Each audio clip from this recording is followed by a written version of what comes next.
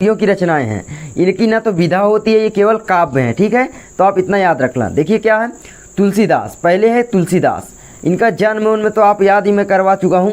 तो तुलसीदास, इनकी देखिए रचना है कवितावली, दोहावली और विनय पत्रिका। ठीक है, इनकी इंपॉर्टेंट रचनाएं हैं। एक है गीतावली, उसको मैंने यहाँ पर नहीं लिखा है तो आप लिख सकते हैं, वरना इतनी काफ़ी है। आगे देखिए क्या है, आगे है आपका महादेवी वर्मा। महादेवी वर्मा के जो है रचना है रश्मि, यामा और दीपशिखा, 3 रचनाएं मैंने लिखा है। इस तरह तो बहुत हैं, लेकिन जो इम्पोर्टेंट है उन्हीं को मैंने यहाँ पर लिखा है कि भाई रश्मि, यामा और दीपशिखा, इनकी इम्पोर्टेंट एक है संस्मरण है स्मृति की रेखाएं, तो उसको आप याद कर सकते हैं। मेरा परिवार है, उसको याद कर सकते हैं। तो वो तो बहुत सारी हैं, लेकिन यहाँ पर जो लिखी हैं आप देख लीजिए। आगे देखिए है सूरदास की।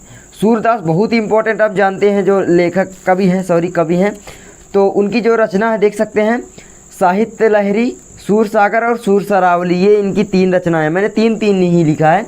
देखिए साहित्य लहरी, सूरसागर, सूरसरावली आप याद करते होंगे। साहित्य लहरी, सूरसागर, सूर की सरावली, श्री कृष्ण जी की बाल छवि पर लेखनी अनुपम चली। मतलब ये जितनी भी रचनाएं लिखी हैं श्री कृष्ण जी की बाल छवि पर ही लिखी हैं। ठीक है, तो याद कर लेना कि भाई साहित्य लहरी, सूरसागर और सूरसरावली इनकी प्रमुख रचनाएं हैं। आगे देखिए क्या है भाई, सुमित्रानंदन पंत।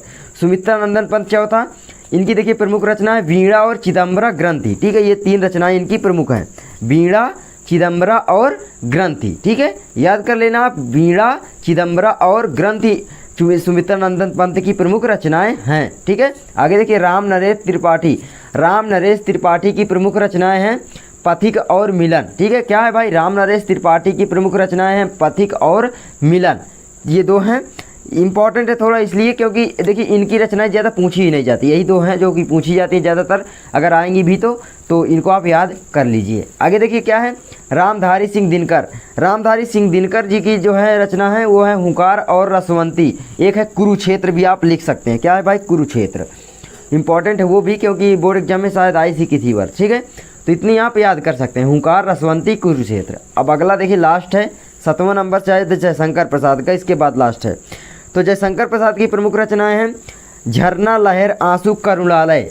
ठीक है, इतनी है। इस तरह से मुझे बहुत सारी याद है कि भाई झरना, लहर, आंसू, करुणालय, शोकोच्छ्वास, महाराणा का महत्व, तो ये बहुत सारी रचनाएं हैं इनकी।